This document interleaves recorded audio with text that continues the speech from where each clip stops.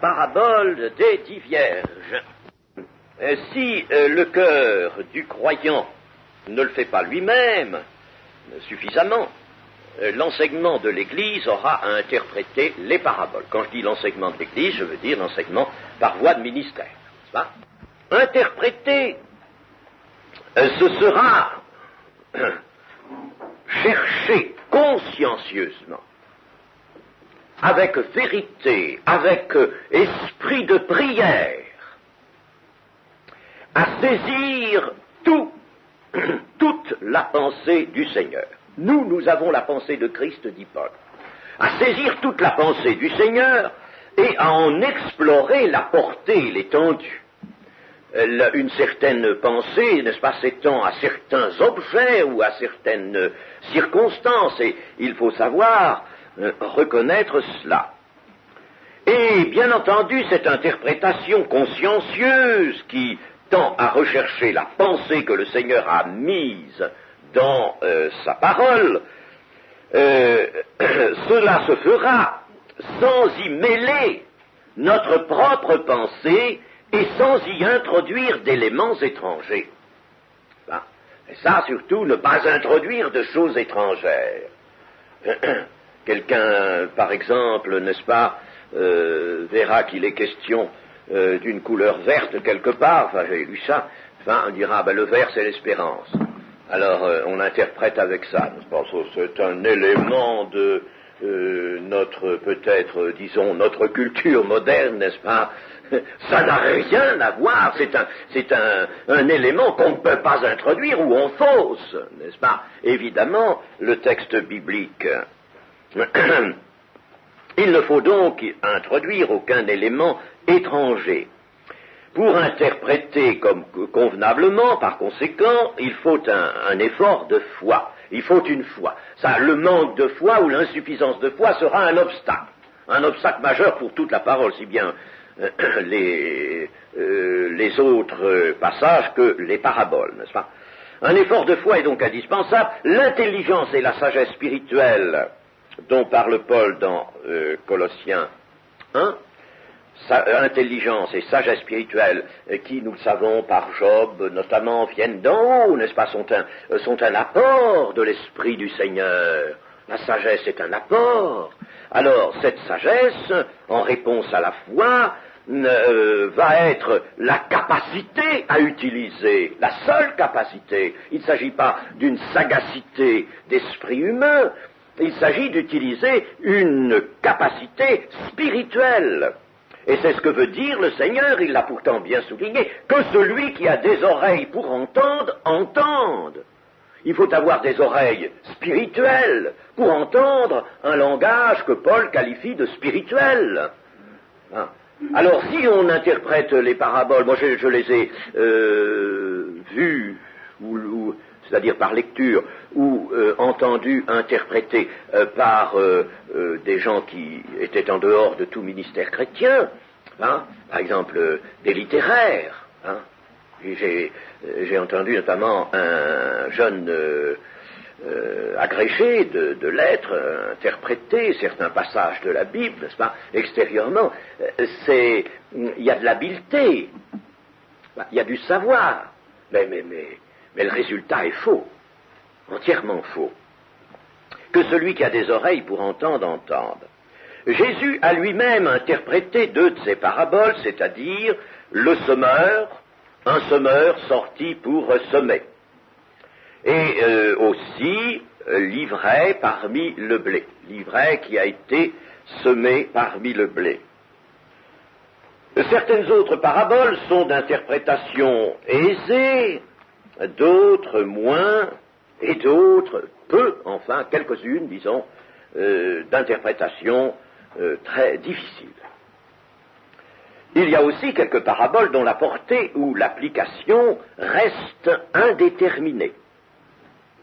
Il y a des paraboles dont la portée, l'application, si vous voulez, le champ d'application, reste indéterminé. Par exemple, la parabole de Matthieu 12, 43-45, lorsque l'esprit impur est sorti d'un homme, il va par des lieux arides cherchant du repos, et il n'en trouve point. Alors il dit, je retournerai dans ma maison d'où je suis sorti, et quand il arrive, il la trouve vide, balayée et ornée. Il s'en va, et il prend avec lui cet autre esprit plus méchant que lui. Ils entrent dans la maison, s'y établissent, et la dernière condition de cet homme est pire que la première. Il en sera de même pour cette génération méchante. Bon, que cela, n'est-ce pas, est une application contemporaine du Seigneur, c'est certain, n'est-ce pas? Mais n'empêche que cette parabole nous est livrée par l'Écriture sainte, elle nous concerne nous aussi, n'est-ce pas? Et nous pouvons dire que là, n'est-ce pas, il y a un champ d'application qu'on ne peut pas circonscrire, n'est-ce pas? C'est excessivement difficile. Il faut prendre cette parabole et quand on en fait une application, le faire avec beaucoup de sagesse. De toute manière, toute parabole est intelligible dans son sens véritable. Il n'y a pas à dire, n'est-ce pas, comme certains ont voulu dire, bon, laissons ça, le sens s'en est perdu. Ah, ça, je ne marche pas. Toute parabole est intelligible, seulement, Pierre nous dit bien, il y a des choses difficiles à comprendre chez Paul, et il y en a aussi dans le langage, évidemment, du Seigneur Jésus. Il sera bon, si l'on veut guider la réflexion comme il convient, de saisir d'abord convenablement le sens littéral, c'est-à-dire le sens extérieur, la fiction qui est le support, puis de rechercher le sens interne ou la pensée divine sans aucunement s'éloigner de la fiction. Il faut que la fiction, c'est-à-dire le récit qui sert de support, nous soit bien connu littéralement. Il ne s'agit pas d'être étourdi ou de laisser de côté certaines choses, il faut bien le lire et bien le voir, bien se le représenter. Ceci est un travail, n'est-ce pas, évidemment de base. Jésus, qui parlait pour des générations, des siècles, a eu manifestement pour soin d'éviter les particularités locales ou passagères. Et il a composé ces sujets fictifs au moyen de faits naturels, de faits constants ou de traits de la vie humaine qui ne varient pas. Pourtant, il devait tenir compte aussi du présent. Il avait beaucoup de choses à dire à la génération contemporaine, aux Juifs, n'est-ce pas? Il devait donc tenir compte du présent, l'implantation de sa parole dans le présent, engageait l'avenir du christianisme. Donc les Juifs devaient d'abord pouvoir recevoir et comprendre. Certains de leurs usages vont donc entrer dans la composition des paraboles sans être pour autant des difficultés majeures. Pas besoin de nous faire grands historiens pour comprendre certaines choses. Il y en a qui exagèrent beaucoup à ce sujet-là. Il y a des choses à savoir et la parabole des 10 vierges va nous en donner un exemple. Alors prenons cette parabole des 10 vierges en Matthieu 25 et nous allons la lire. Matthieu 25, verset 1er. Alors le royaume des cieux sera semblable à 10 vierges qui, ayant pris leur lampe, allèrent à la rencontre de l'époux. 5 d'entre elles étaient folles et 5 sages. Les folles, en prenant leur lampe, ne prirent point d'huile avec elles, mais les sages prirent avec leur lampe de l'huile dans des vases. Comme l'époux tardait, toutes s'assoupirent et s'endormirent. Au milieu de la nuit, on cria, « Voici l'époux, allez à sa rencontre. » Alors toutes ces vierges se réveillèrent et préparèrent leurs lampes. Les folles dirent aux sages, « Donnez-nous de votre huile, car nos lampes s'éteignent. » Les sages répondirent, « Non, il n'y en aurait pas assez pour nous et pour vous. Allez plutôt chez ceux qui en vendent et achetez-en pour vous. » Pendant qu'elles allaient en acheter, l'époux arriva. Celles qui étaient prêtes entrèrent avec lui dans la salle des noces, et la porte fut fermée. Plus tard, les autres vierges vinrent et dirent, « Seigneur, Seigneur, ouvre-nous !» Mais il répondit, « Je vous le dis en vérité, je ne vous connais pas. Veillez donc, puisque vous ne savez ni le jour ni l'heure. » Amen. Il y a là une base qui a été obtenue d'une coutume. Une coutume qui était en cours, en usage, dans le peuple juif du moment et qui est restée encore en usage après le commencement de notre ère. Alors, il faut connaître le sens littéral, avons-nous dit, n'est-ce pas? La connaissance du sens littéral nécessite ici celle de la coutume sur laquelle le récit fictif est établi. Alors là, il est bon d'avoir un petit apport, n'est-ce pas, extérieur à la Bible, pour nous faire comprendre, pour que nous sachions quelle est cette coutume, qui est d'ailleurs bien connue. Voici comment se déroulait le grand jour des noces.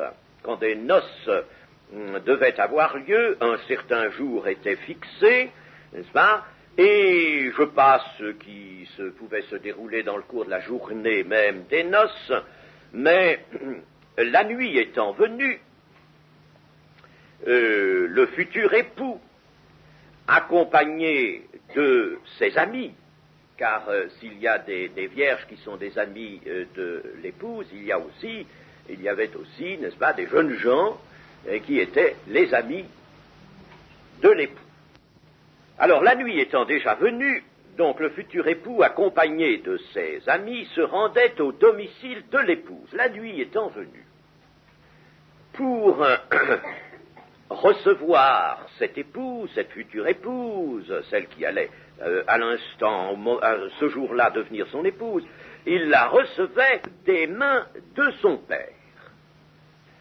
Ensuite, il conduisait l'épouse et tous les amis en cortège et en pompe au grand festin des noces, à la salle des noces, au festin des noces qui était préparé dans sa maison à lui, la maison de l'époux. Alors, la future épouse avait elle-même des amis, et ces amis s'appellent ici des vierges dans le sens tout simplement de jeunes filles. Il y avait des jeunes filles, on voit encore ça aujourd'hui, n'est-ce pas, des jeunes filles autour de l'épouse. Elle avait donc des amis, des jeunes filles qui alors avaient pour rôle, elles, de s'avancer à la rencontre de l'époux. C'étaient les jeunes filles, l'épouse restait à la maison tant que son père ne l'avait pas remis à l'époux, elle restait là, elle ne pouvait pas sortir de la maison, n'est-ce pas, elle était en quelque sorte sous la garde encore de son père, et c'était donc les jeunes filles qui allaient au devant de l'époux dans la nuit, et c'est pourquoi il leur fallait des lampes. Alors elles s'avancent à la rencontre de l'époux, elles introduisaient, elles revenaient avec l'époux quand elles l'avaient rencontré, elles l'introduisaient dans la maison de l'épouse. À ce moment-là, le père alors remettait sa fille à l'époux, solennellement, et puis un cortège se formait au sortir de la maison de l'épouse, un cortège se formait, on se mettait en marche à la lueur des torches, des lampes aussi, n'est-ce pas, des lampes dont notamment les amis, les jeunes filles, les amis de l'épouse avaient eu soin de se munir. Voilà, n'est-ce pas, en gros, la coutume. Et alors le cortège arrivait dans la maison de l'époux, et c'est là que le festin, le grand festin était préparé, c'est là qu'était la salle des noces. Nous avons la même base dans le psaume 45. Je ne lirai pas tout le psaume 45, vous devez le connaître, c'est un psaume magnifique et merveilleux. Il parle prophétiquement du roi, tu es le plus beau des fils de l'homme, la grâce est répandue sur tes lèvres, mais lisons particulièrement les versets 14 à 16. Toute resplendissante est la fille du roi dans l'intérieur du palais, elle porte un vêtement tissu d'or elle est présentée au roi vêtu de ses habits brodés et suivie des jeunes filles, ses compagnes, qui sont amenées auprès de toi. On les introduit au milieu des réjouissances et de l'allégresse, elles entrent dans le palais du roi. Enfin, un peu plus haut, au verset 10, des filles de roi sont parmi tes bien-aimés, la reine est à ta droite, parée d'or, d'ophir, écoute ma fille, vois et prête l'oreille, oublie ton peuple et la maison de ton père, le roi porte ses désirs sur ta beauté, puisqu'il est ton seigneur, rends-lui tes hommages. Et avec des présents, la fille de Tyr, les plus riches du peuple, rechercheront ta faveur. Toute resplendissante est la fille du roi. Alors là, dans ce psaume 45, nous avons, n'est-ce pas, une référence à la même coutume, mais là, nous voyons particulièrement l'épouse qui est remise à l'époux. Alors que, ici, dans la parabole des 10 vierges, il n'est pas du tout question de l'épouse. N'est-ce pas? L'épouse est un élément que Jésus n'a pas eu à utiliser ici. Nous avons simplement, dans la parabole, la sortie des jeunes filles, des vierges, n'est-ce pas, qui, avec leurs lampes, vont à la rencontre de l'époux. Ben, ça commence comme ça. Le royaume des cieux sera semblable, sera. Attention, c'est pour le futur, c'est pour la fin. C'est pas un présent, n'est-ce pas, c'est un futur. Alors, le royaume des cieux sera semblable à 10 vierges, à des jeunes filles, qui, ayant pris leurs lampes, allèrent à la rencontre de l'époux. Alors, elles vont à la rencontre de l'époux, et tout de suite, n'est-ce pas, dans la parabole intervient cette différenciation entre elles, n'est-ce pas, il y a 2 groupes, 5 étaient folles et 5 sages. Et il nous est indiqué en quoi consiste la folie et en quoi consiste la sagesse. Les folles, en prenant leurs lampes, ne prirent point d'huile avec elles, mais les sages prirent avec leurs lampes de l'huile dans des vases. Alors, les 10 vierges sont donc différenciées en 2 groupes. Nous voyons que ce sont les éléments de la parabole.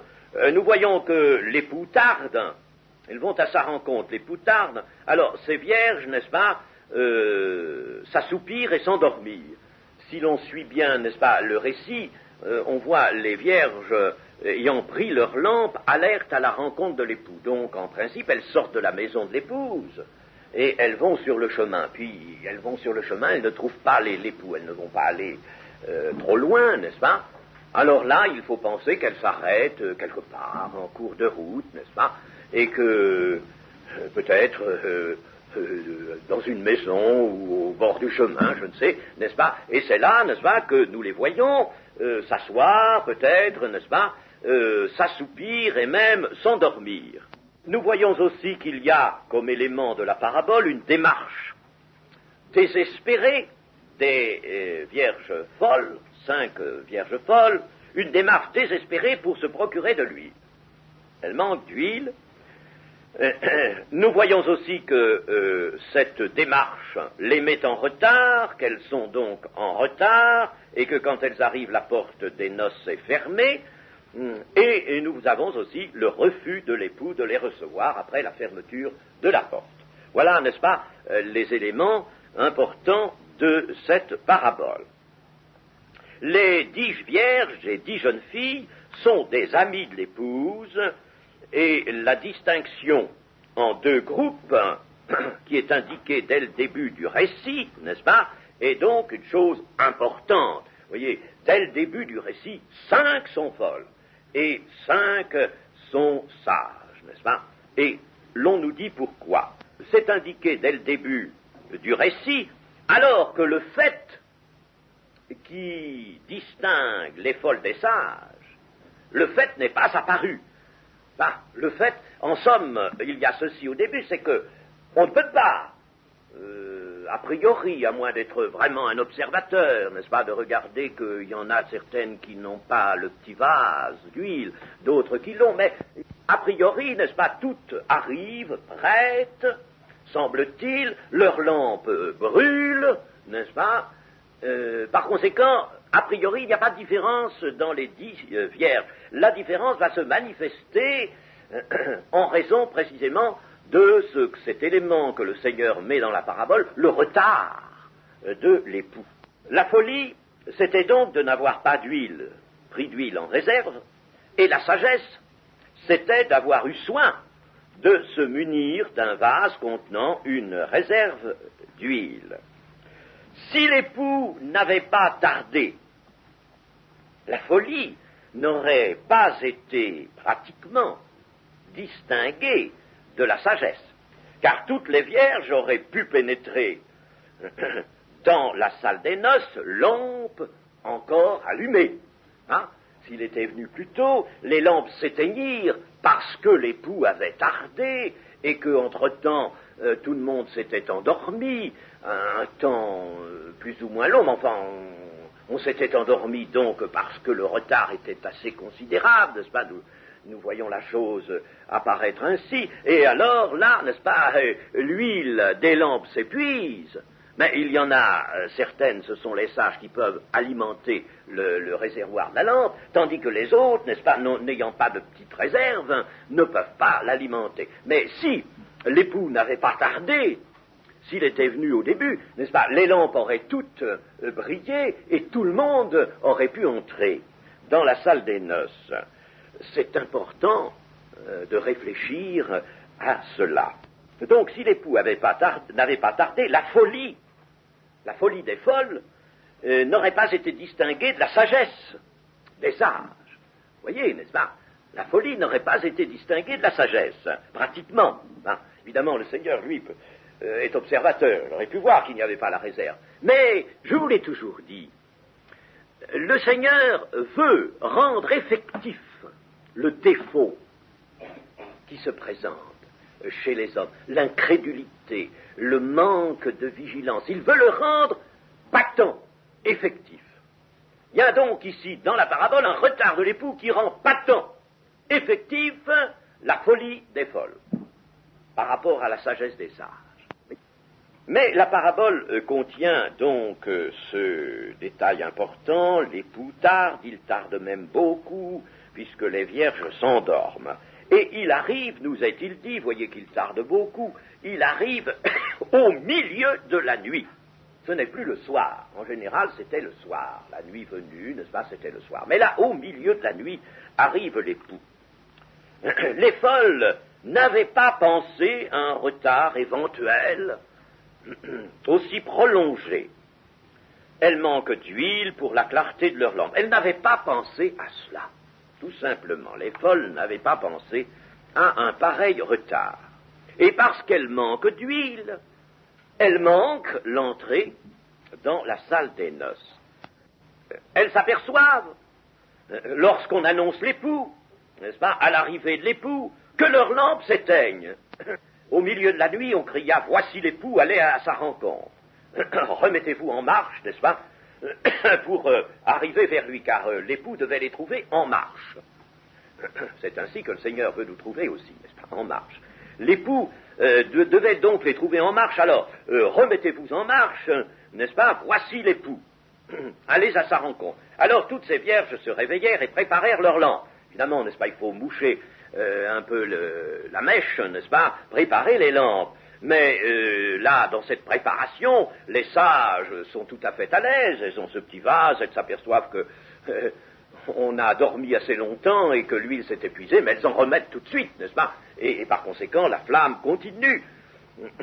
Tandis que les folles, à ce moment-là, s'aperçoivent que le réservoir est vide, que la mèche commence à brûler un petit peu, n'est-ce pas, et qu'elles n'ont plus d'huile, elles ne peuvent plus remplir le réservoir. Alors elles vont, n'est-ce pas, à ce moment-là, essayer de rattraper.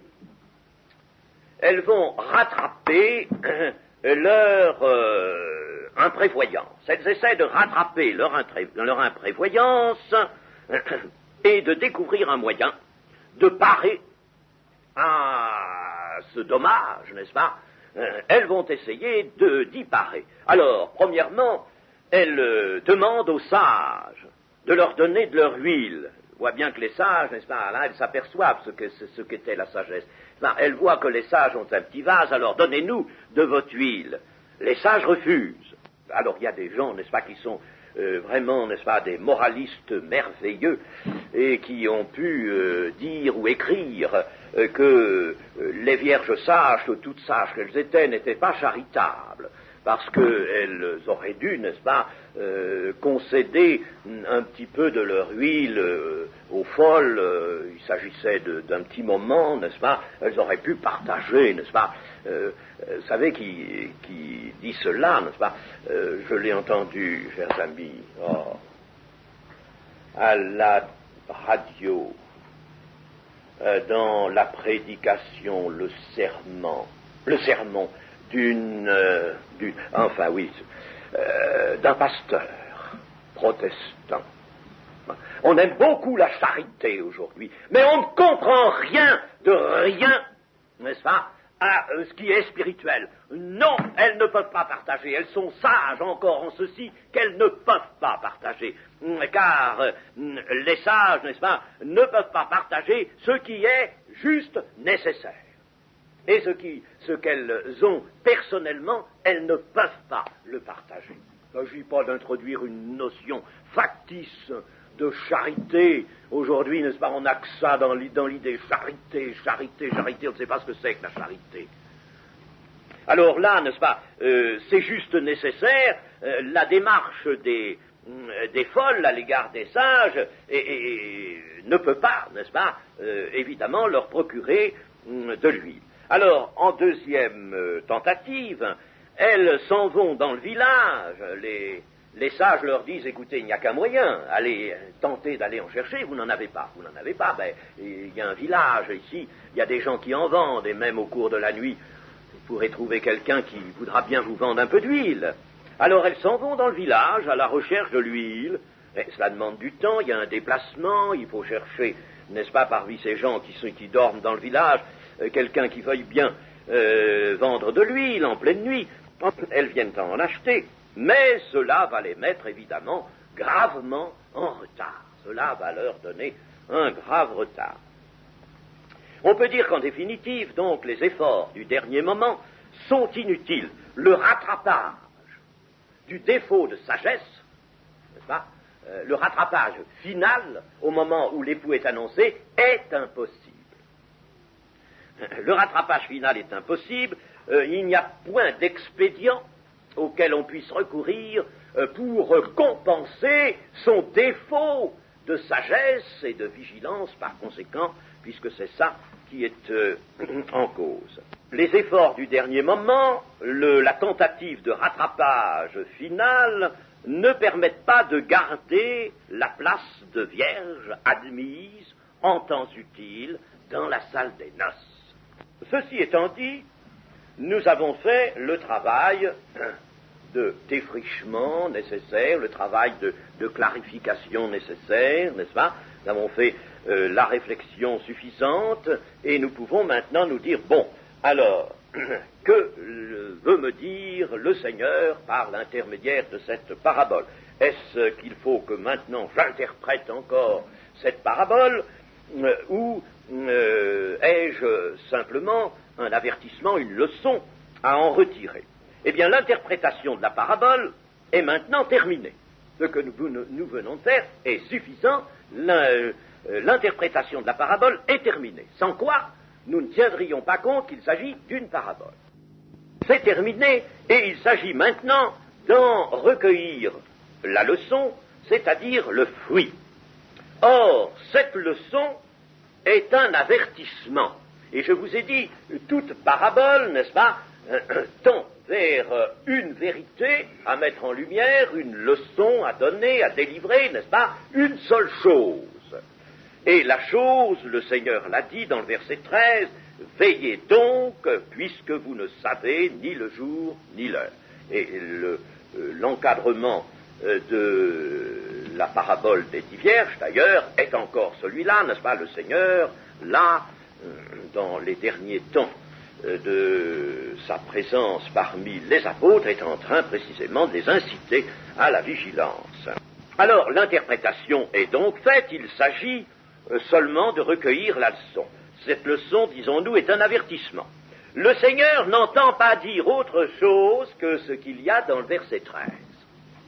C'est-à-dire, veillez donc, puisque vous ne savez ni le jour ni l'heure. Il n'entend pas dire autre chose. S'il y avait eu autre chose, il l'aurait souligné par un mot, n'est-ce pas? Sa conclusion aurait été plus importante, différente. Le Seigneur Jésus, donc, ne dit pas autre chose. La parabole a pour objet d'appuyer sur ce conseil essentiel de veiller. Elle a pour objet de nous inciter avec force à veiller. Car à défaut de vigilance, nous pourrions aussi nous entendre dire « Je vous le dis en vérité, je ne vous connais pas ». Alors, comment? Vous voyez, alors, je dis l'interprétation est terminée. Bon, mais ce qui n'est pas terminé, c'est la méditation sur la parabole. Et cette méditation, elle va avoir pour objet de rechercher une application personnelle de la parabole, une application personnelle de l'avertissement que délivre la parabole. Alors, premièrement, n'est-ce pas, le chrétien va devoir, s'il veut bien méditer, il va devoir se dire ceci, veillez, veillez donc. Mais que veut dire veiller? Le Seigneur me demande de veiller, mais est-ce que je sais ce que cela veut dire? Vous voyez, au lieu d'aller chercher les 10 vierges, les marchands d'huile, etc., n'est-ce pas? Ce qui est sage, ce qui est raisonnable, le Seigneur m'incite à veiller, mais que veut dire veiller? Alors, si, n'est-ce pas, je suis un chrétien conscient de la nécessité de faire profit de toute la parole de Dieu, je vais tout de suite m'apercevoir que l'Ancien Testament et les psaumes proposaient déjà à Israël la vigilance pour le maintien de la vie. Ça c'est une chose que je ne dois pas ignorer. Si j'arrive à Matthieu 25, n'est-ce pas, et que je ne suis pas aperçu que dans l'Ancien Testament il y avait déjà de fortes recommandations à la vigilance pour Israël, c'est-à-dire pour nous aussi, n'est-ce pas? Bien sûr, alors là, n'est-ce pas, je serai déjà désarmé, je ne serai pas armé suffisamment. Alors, nous allons, je ne vais pas vous en citer beaucoup, mais simplement deux. Le psaume 50, par exemple. Le psaume 50, verset 23. Celui qui offre pour sacrifice des actions de grâce me glorifie, et à celui qui veille sur sa voie, je ferai voir le salut de Dieu. Alors mettons une négation. À celui qui ne veille pas sur sa voie, je ne ferai pas voir le salut de Dieu. Ça me paraît assez logique, n'est-ce pas? Celui qui offre des sacrifices d'action de grâce me glorifie. Ça fait un tout, ça, n'est-ce pas? Vous voyez, donc, pour veiller, il va falloir que j'offre des sacrifices d'action de grâce, et il va falloir que je veille sur ma voie. Il va falloir que je sois dans l'adoration du Seigneur. C'est ça, offrir des actions de grâce, n'est-ce pas? Dans l'adoration, dans la contemplation de Jésus, dans l'adoration, je suis un adorateur en esprit, en vérité, et il va falloir aussi que je veille sur ma voie. Alors, Dieu me fera voir son salut. Dieu me fera entrer dans la salle des noces. Si je lis Proverbe 19:16, celui qui garde ce qui est commandé garde son âme. Celui qui ne veille pas sur sa voie mourra. Mourra. Mes amis, croyez que Dieu a dit ça, lui qui ne change pas? Le même hier, aujourd'hui, éternellement, vous croyez que ces paroles-là sont passées? Pas du tout. Celui qui garde ce qui est commandé. Et nous entendons le Seigneur dire, gardez mes paroles, celui qui garde mes paroles, c'est celui qui m'aime. Gardez ma parole. Voilà une autre incitation, n'est-ce pas? Et puis alors, celui qui garde ce qui est commandé, les commandements du Seigneur, garde son âme. Voilà quelqu'un qui est vigilant. Il garde son âme. Celui qui ne veille pas sur sa voie, toujours la même chose, n'est-ce pas? Garder les commandements de Dieu, veiller sur sa voie. Celui qui ne veille pas sur sa voie mourra. Alors, je ne veux pas aller plus loin, mais je dis, n'est-ce pas, que tout chrétien doit savoir ça, et doit savoir aussi que dans le Nouveau Testament, toute exhortation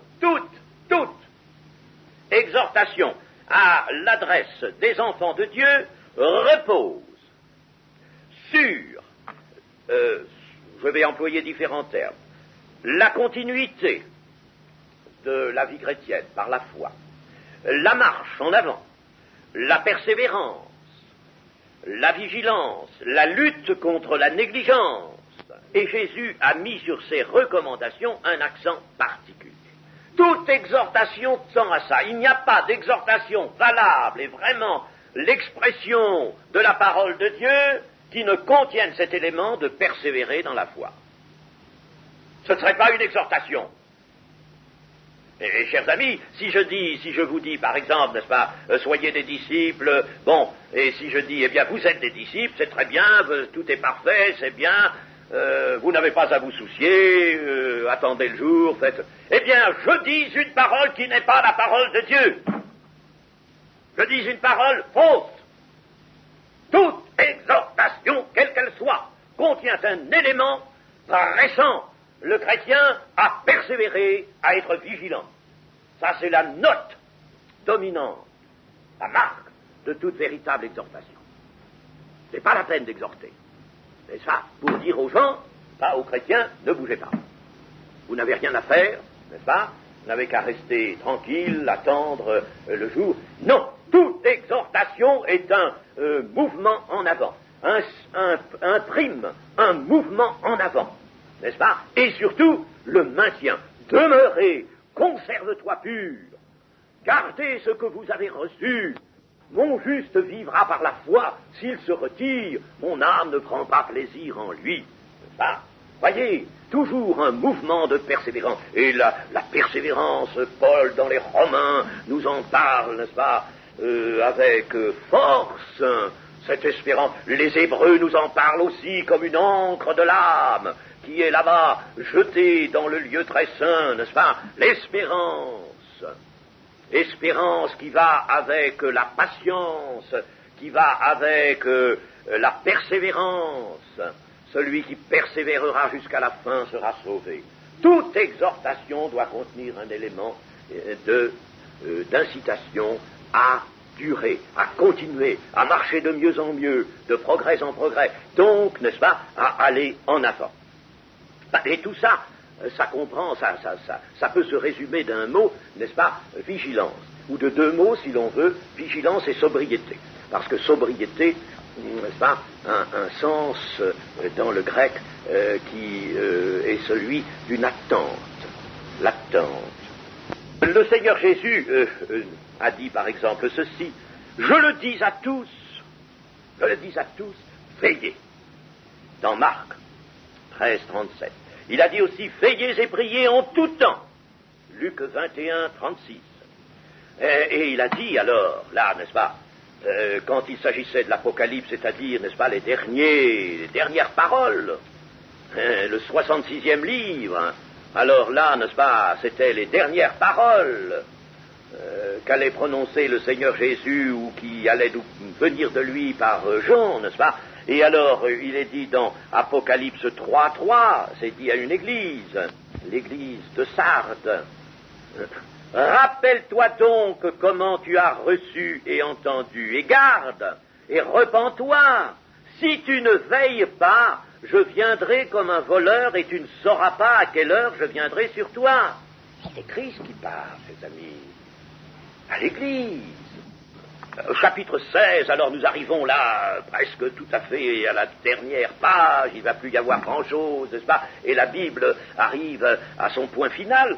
Eh bien, Apocalypse chapitre 16 et verset 15, « Voici, je viens comme un voleur, heureux celui qui veille et qui garde ses vêtements, afin qu'il ne marche pas nu et qu'on ne voit pas sa honte. » Les vêtements, c'est-à-dire, n'est-ce pas, le revêtement de Christ. Donc, nous répondons à la question qui est celle-ci, je le rappelle, comment le chrétien va-t-il s'appliquer la parabole? Eh bien, il y a donc déjà cela, et deuxièmement, nous pouvons dire que la parabole a manifestement une intention d'action topique. Vous savez pas ce que c'est qu'un topique? Eh bien, il y a des étudiants en médecine qui pourraient vous le dire, n'est-ce pas? Un topique, hein? C'est une médication, si vous voulez, n'est-ce pas, qui cherche à déterminer quelque part sur le corps, dans l'organisme, n'est-ce pas, une action très forte. Là, n'est-ce pas, c'est une action véritablement topique. La parabole veut agir fort. Elle veut agir fort. Fort. Et il ne faut pas lui enlever sa force. Le Seigneur l'a mis, cette force. Elles sont là, n'est-ce pas? Elle veut agir fort sur l'esprit du chrétien pour qu'il réalise le danger de la non-vigilance. Il y a un danger certain de la non-vigilance. Et quand les vierges folles, n'est-ce pas, viennent, eh bien le Seigneur dit, je ne vous connais pas. Vous avez beau taper, tambouriner à la porte, je ne vous connais pas. Et si on ôte ça de la parabole, si on amoindrit ça, chers amis, ben c'est fini. L'enseignement du Seigneur est dérouté, n'est-ce pas, de sa destination. Alors, donc, c'est un effet topique. Alors, je dois me dire, n'est-ce pas, si je suis le chrétien qui veut s'appliquer la parabole, je dois me dire devant le Seigneur, selon que je veillerai ou que je ne veillerai pas, je prendrai ou bien la position d'une vierge sage si je veille, d'une vierge folle si je ne veille pas, et dans ce dernier cas, n'est-ce pas, si j'ai pris la position d'une vierge folle, en laissant aller les choses, dans ce dernier cas, ma négligence ne pourra pas être réparée au dernier moment. Elle ne pourra pas être compensée à l'ultime moment. Quand l'épouse sera là, j'aurai beau demander, implorer, n'est-ce pas, faire appel à la charité des autres, n'est-ce pas, me démener, je manquerai l'entrée dans la salle des noces. Voilà ce que je dois me dire, si je veux vraiment m'appliquer la parabole. Troisièmement, par conséquent, le Seigneur m'enjoint de veiller avec soin à ce que j'ai à faire. Il m'enjoint de ne pas négliger, hein, d'avoir, il l'a dit ailleurs, les reins sains et ma lampe allumée. Luc 12, 35. Ayez vos reins sains, la ceinture bien serrée à vos reins, ayez vos reins sains et votre lampe allumée, vos lampes allumées. Voilà l'attitude que le Seigneur a prescrite pour ses enfants, ses disciples. Si je ne me suis pas assuré que ma lampe est susceptible de briller jusque dans la salle des noces, n'est-ce pas, risquant de s'éteindre avant coup, ben, je n'ai pas veillé. Mais si j'ai veillé, alors j'aurai en effet ma lampe allumée, et ma lampe sera allumée de telle manière qu'à tout moment, n'est-ce pas, le Seigneur peut venir, il peut tarder, peu m'importe, j'ai ma lampe allumée, j'ai de quoi l'alimenter, elle brille, n'est-ce pas, elle brillera jusqu'au bout, parce que je veille, parce que je suis dans la vigilance. Quatrièmement, ai-je à m'attacher particulièrement à l'huile? Ah, l'huile, n'est-ce pas? Oui, c'est ça. Il y en a, n'est-ce pas, qui, évidemment, tout de suite, sur les paraboles, sautent sur les détails. Je vous ai dit que les détails étaient là pour renforcer l'idée générale, la leçon générale. Mais que vouloir se saisir des détails, et puis laisser le principal, et puis se saisir des détails pour souvent, n'est-ce pas, y attacher des interprétations diverses, n'est-ce pas, c'est faire un travail absolument vain, en dehors, n'est-ce pas, du sens de la parole. Alors, ai-je à m'attacher particulièrement à l'huile? Alors, je veux répondre à ça parce que je sais que c'est le souci de quelques-uns. Si je m'attache, du moins aux détails de la parabole, je risque d'en amoindrir le fruit en moi. Et le fruit, nous l'avons dit, c'est veiller. Toutes les lampes étaient autrefois à huile, disons-le nous, n'est-ce pas? Donc, en empruntant cette image d'un jour de noces, en parlant des lampes qui a été constamment dans l'enseignement biblique et dans l'enseignement du Seigneur, j'ai rappelé, n'est-ce pas, les reins, ayez vos reins sains et votre lampe allumée. La lampe a toujours été, n'est-ce pas, l'image précisément de la vigilance par l'esprit. Alors, en parlant de lampe, Jésus est amené à parler d'huile, bien sûr, n'est-ce pas? D'autre part, l'huile, me dira-t-on, évoque tellement l'onction et l'onction évoquent le Saint-Esprit. Mais ici, il ne s'agit pas de s'emballer, n'est-ce pas? Il ne s'agit pas d'interpréter les Écritures avec des clichés. C'est la réflexion de notre cœur qui est sollicitée. Ici, il ne s'agit pas d'huile répandue en onction. Il ne s'agit pas d'une huile qui est répandue en onction. Il s'agit d'une huile qui alimente la lampe, qui alimente les lampes. Comme autrefois, n'est-ce pas, dans le temple, il y avait des petits vases d'huile qui alimentaient le chandelier ou le candélabre à cette branche. Et même dans Zacharie 4, n'est-ce pas, nous voyons un certain candélabre magnifique, n'est-ce pas, avec deux conduits qui amènent l'huile. Et l'huile, dans cette vision du chapitre 4 de Zacharie, l'huile qui alimente les 7 lampes, il y a 2 conduits, il y a 2 rameaux d'olivier, ce sont les 2 oins qui se tiennent devant le Seigneur l'Éternel, c'est là, dans le moment, le souverain sacrificateur et le roi, la fonction de souverain sacrificateur, la fonction royale. C'est ça, à ce moment-là, n'est-ce pas, ces 2 fonctions sont évidemment, n'est-ce pas, exercées par le soutien, par l'alimentation de l'huile qui alimente les lampes.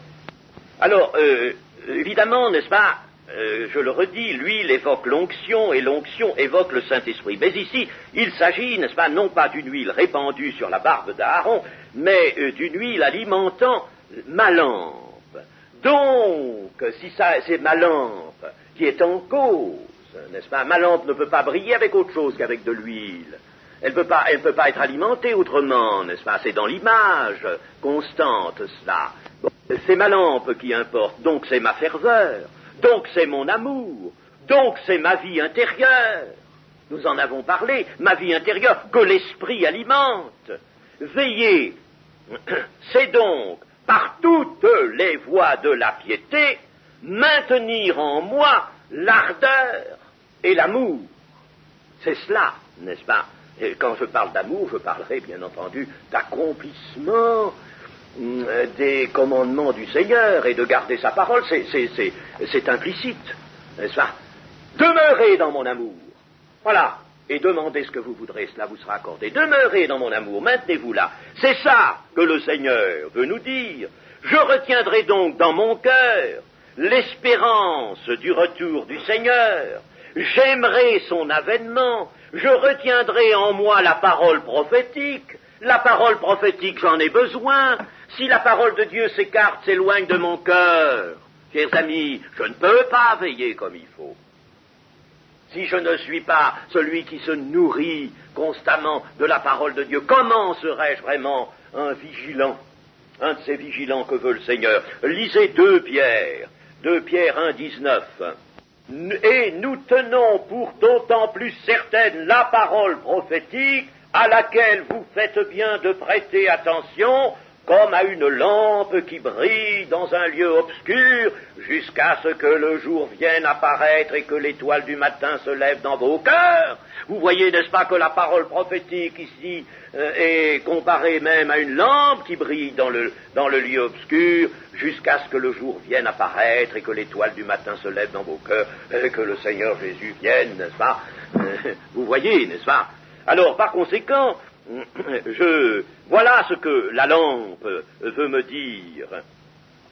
5e, ai-je à désigner les 2 catégories, les 2 groupes, vierges sages et vierges folles? Je réponds là, n'est-ce pas, à un travers qui s'est présenté tant de fois, n'est-ce pas, et même chez des grands interprètes, n'est-ce pas, qui sont les vierges folles? Qui sont les vierges folles? Oh, c'est ceux-là là-bas. Oh, cette secte-là, ça c'est dans les vierges folles. Et puis quelqu'un dira, les vierges folles, c'est les inconvertis. Les vierges sages, c'est les convertis. Alors, si je dis c'est nous, je dis, chers amis, ne vous souciez pas de la parabole des 10 vierges, parce que vous allez tous partir, quoi que vous fassiez, quoi que vous disiez, n'est-ce pas, vous êtes tous, et alors je vais détruire l'injonction du Seigneur, veillez et priez en tout temps, afin que vous paraissiez debout quand le Fils de l'homme viendra. Je vais détruire cela. Et ai-je le droit de détruire, moi, la parole de Dieu, pour faire plaisir, pour vous mettre du baume? Chers amis, si je veux vous faire du bien avec la parole de Dieu, il faut que je laisse la parole de Dieu avec tous ses angles, avec ses topiques. Et si c'est un topique qui me fait un petit peu, n'est-ce pas, sursauter, si c'est un cataplasme avec une farine de moutarde un peu trop agissante, n'est-ce pas, et qui me fait crier, eh bien, tant mieux. J'en ai besoin du cataplasme. C'est ça qui guérit, n'est-ce pas? Alors, ai-je à désigner les catégories de vierges sages, mais absolument pas. Je vous l'ai dit, que moi, je fasse ce que font les vierges sages, et que j'évite ce que font les vierges folles. Voilà ce que m'a dit le Seigneur. Je n'ai pas de catégorie à faire. Je n'ai pas de catégorie à faire. Je n'ai pas non plus, n'est-ce pas, à aller au-devant de toutes sortes de discussions, de disputes de mots, comme j'en ai entendu, de controverses, n'est-ce pas? Alors, que vont faire les vierges folles, puisque la porte est fermée? Alors, n'est-ce pas, d'aucuns, comme je vous l'ai dit, disent, c'est des inconvertis, puisqu'elles ne rentrent pas. C'est des inconvertis. Mais comment se fait-il que ces inconvertis, c'était là, en tant que jeune fille, accompagnant l'épouse? Comment se fait-il qu'elles avaient une lampe? Comment se fait-il qu'elles attendaient l'époux, elles aussi? N'est-ce pas? J'ai jamais vu les inconvertis attendre l'époux, moi. Jamais vu ça. Bon, alors, je ne sais pas, n'est-ce pas? On tombe devant un tas de choses, n'est-ce pas? Invraisemblables. Le Seigneur ne nous a pas demandé de faire des catégories. Et il nous a dit, toi, tu vois ce que fait la Vierge folle? Ben, ne le fais pas. Et toi, tu vois ce que fait la Vierge sage, fais cela. C'est tout. N'est-ce pas? C'est tout ce que nous dit. Je vous dis, c'est un topique. Que je sois une Vierge sage et non une folle, voilà ce que le Seigneur me dit, c'est tout l'essentiel. Et sixièmement, n'est-ce pas, nous pouvons dire que le retour du Seigneur est à la fois proche et tardif, et que c'est peut-être à cela que je verrai si je suis maintenant en préparation d'être une vierge folle ou en préparation d'être une vierge sage.